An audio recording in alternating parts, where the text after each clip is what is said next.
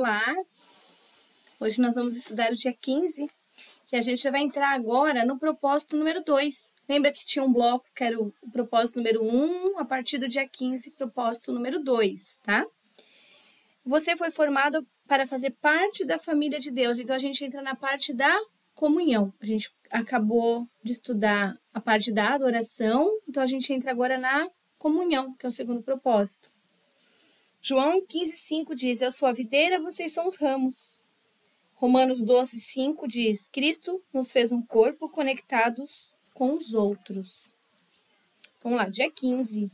Formado para fazer parte da família de Deus. Em Hebreus 2,10 diz, foi Deus que fez todas as coisas e todas as coisas são para a sua glória. Ele quis que muitos filhos compartilhassem sua glória, né? E compartilhassem juntos. Por isso que ele fez deixou para a gente como um propósito a comunhão. Porque em Eclesiastes, né, 4:12, se eu não me engano, fala exatamente sobre isso, né? Que é melhor ser dois do que um.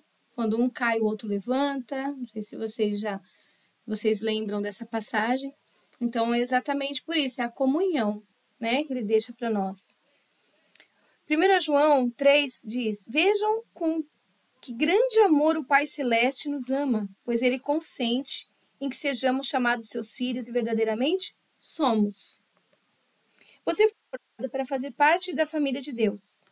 Deus quer uma família e criou você para fazer parte dela. Esse é o segundo propósito de Deus para a sua vida, a qual foi planejado antes que você nascesse. Então, os 5 propósitos foram planejados antes, tá, gente? A Bíblia revela a história de Deus formando uma família que irá amá-lo, honrá-lo e reinar com ele para sempre. Ela diz, em Efésios 1:5, seu plano imutável sempre foi adotar-nos em sua família, conduzindo-nos a si mesmo por meio de Jesus Cristo, e isso lhe trouxe grande satisfação. Deus é amor, por isso, ele dá imenso valor aos relacionamentos. A própria natureza de Deus é relacional, pois ele se identifica em termos familiares como Pai, Filho e Espírito Santo. A Trindade é uma família, se você for para pensar, um relacionamento, na verdade, né? É um relacionamento de Deus com ele mesmo, né? Ele se torna 3 pessoas. É o padrão perfeito para uma relação harmoniosa e devemos estudar suas implicações. Deus sempre existiu vivenciando um relacionamento amoroso com ele mesmo e logo ele nunca esteve só. Ele não precisava de uma família, mas ele desejou uma família. Então concebeu um plano que consistia em nos criar, adotar-nos em sua família e dividir conosco tudo o que possui. Isso dá a Deus um grande prazer. Na Bíblia, em Tiago 1,18 fala, foi para ele um dia feliz quando ele nos deu a nossa vida, por meio da verdade e da sua palavra, e nos tornamos, por assim dizer, os primeiros filhos na sua nova família. Quando a gente deposita fé em Deus, porque tudo isso, fazer parte da família, crer em Deus, aceitar Jesus, tudo isso é mediante a fé, não é? O batismo, tudo isso é mediante a fé. Então, quando a gente deposita essa fé em Cristo, Deus torna nosso Pai, porque nós temos Ele como Pai através da fé. Nós nos tornamos seus filhos, e os outros cristãos tornam-se nossos irmãos e irmãs. E a igreja torna-se nossa família espiritual. A família de Deus inclui todos os fiéis do passado, do presente e do futuro, né? Os fiéis do passado, os que nós estamos sendo agora e os que virão ainda. Cada ser humano foi criado por Deus, mas nem todos são filhos dele. Então, assim, na verdade, quando Jesus veio, ele veio para salvar todo mundo, todos, potencialmente todos, mas efetivamente os que aceitam a Jesus como seu único salvador. Entenderam a diferença? Veio para salvar, porque na Bíblia diz bem claro que ele veio ao mundo para salvar todos, crentes e não crentes, né? O potencial dele era esse. Só que aí, através da nossa escolha, o livre-arbítrio, nós vamos escolher aceitar Jesus como único salvador. Então, efetivamente, ele salva aqueles que são crentes, que creem em seu nome. Tá? O convite para fazermos parte da família de Deus é universal, mas há uma condição, a fé em Jesus. Quando crê em Jesus, crê que Jesus veio para nos salvar, crê que ele é o nosso único Salvador. Então, quando a gente crê, a gente faz parte da família. Em Gálatas 3:26 diz: todos vocês são filhos de Deus mediante a fé em Cristo Jesus. A família espiritual é mais importante que a biológica, porque dura para sempre. A biológica, às vezes, muitos não são cristãos, né? Então, dentro da igreja, todos são cristãos. Então, essa é a verdadeira família, que é o que vai reinar na eternidade. Nossa família terrena é uma dádiva de Deus, mas ela é temporária. Por que ela é temporária? Ela é frágil, né? Ela é sujeita a rompimentos por divórcios, distâncias, velhices, morte, né? Na família espiritual, nosso relacionamento com outros fiéis perdura toda a eternidade. A gente crê no mesmo objetivo, no mesmo alvo. Né? Um laço permanente, uma união mais forte que os próprios parentes de sangue. Sempre que Paulo parava para pensar no propósito eterno de Deus para todos nós, rompia em louvores. Em Efésios 3,14 diz: quando eu penso na sabedoria e extensão do seu plano, caio de joelhos e rogo ao Pai de toda a grande família de Deus. Alguns deles lá em cima no céu e outros aqui embaixo da terra. Aí pergunta, por que nós temos a família biológica se o propósito é que a gente tenha uma família espiritual? Porque a família biológica, com essa diversidade de temperamentos, de atitudes, de personalidades, a gente acaba lapidando, afiando as facas, né? Afiando as facas, as flechas, né? Desculpa. Afiando as facas também. Mas na nossa família biológica que a gente afia as facas.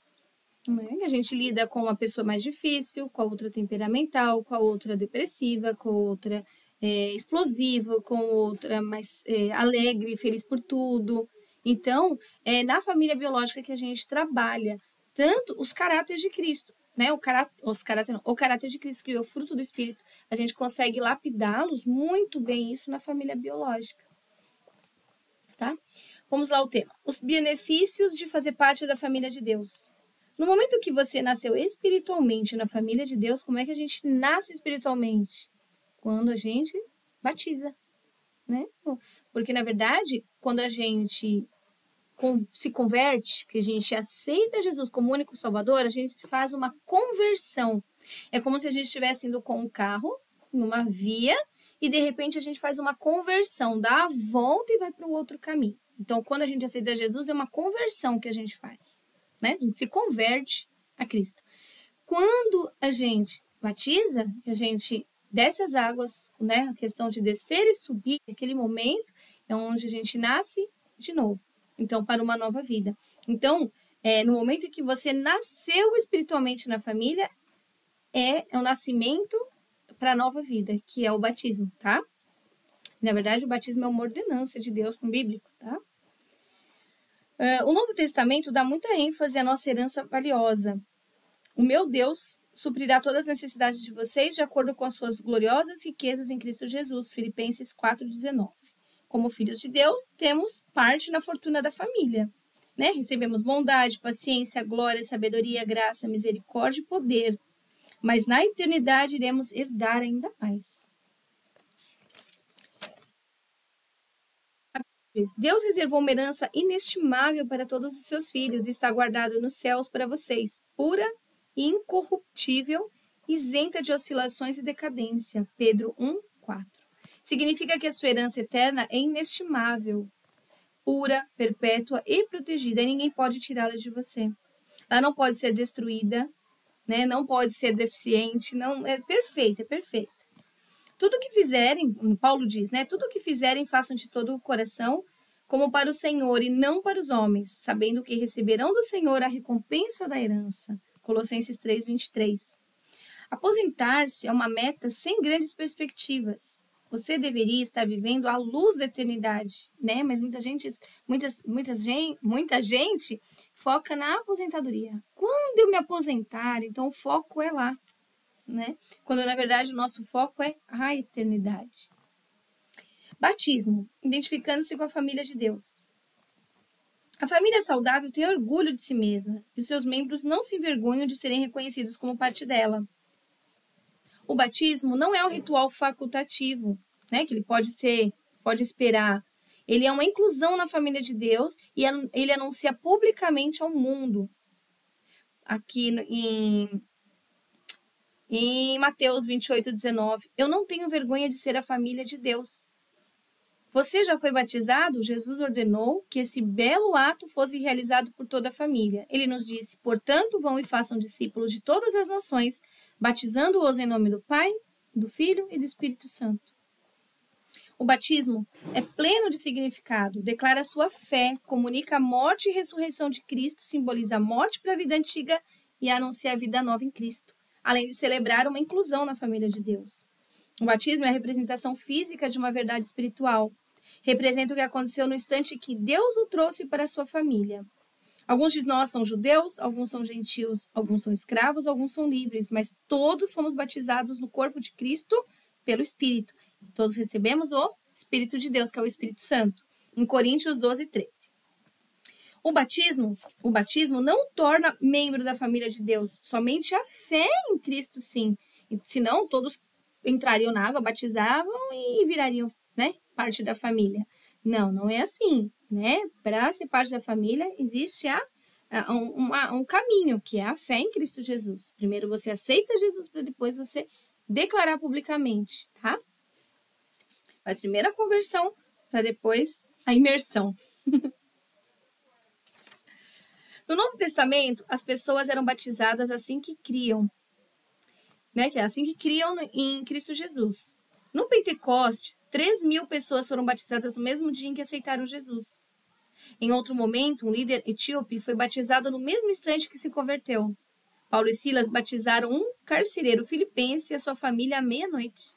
Não há caso de batismo adiado no Novo Testamento. Se você ainda não foi batizado como expressão da sua fé em Cristo, faça o mais rápido possível, como Jesus ordenou. É uma ordenança, né? A Santa Ceia e o batismo são ordenanças de Cristo, né, para nós. O maior privilégio da vida. A Bíblia diz, Jesus e as pessoas que ele santificou pertencem todos à mesma família. Por isso, ele não se envergonha de chamá-los irmãos e irmãs. Hebreus 2:11. Deixe essa verdade maravilhosa entrar no seu coração.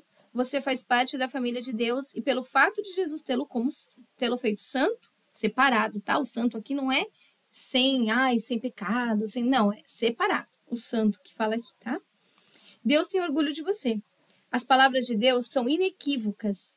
E estendendo a mão para um discípulo, disse Jesus, né?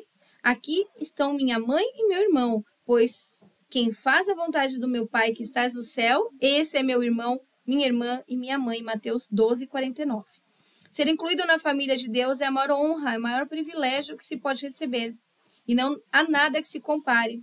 Sempre que você se sentir insignificante, desprezado ou inseguro, lembre-se daquele que você pertence. A quem você pertence. Não importa o que os outros falem de nós. O que importa é o que Deus fala de nós, o que ele acha de nós, né? Então, quem não batizou, né? Então, toma essa atitude o mais rápido possível. Vamos lá na atividade. Pensando sobre o meu propósito de vida. O tema é, fui formado para pertencer à família de Deus. Só pertenço através do batismo. O versículo, Efésios 1:15. Seu plano imutável sempre foi adotar-nos em sua família, conduzindo-nos a si mesmo por meio de Jesus Cristo. E a perguntinha, como começar a tratar os outros cristãos como membros da minha família?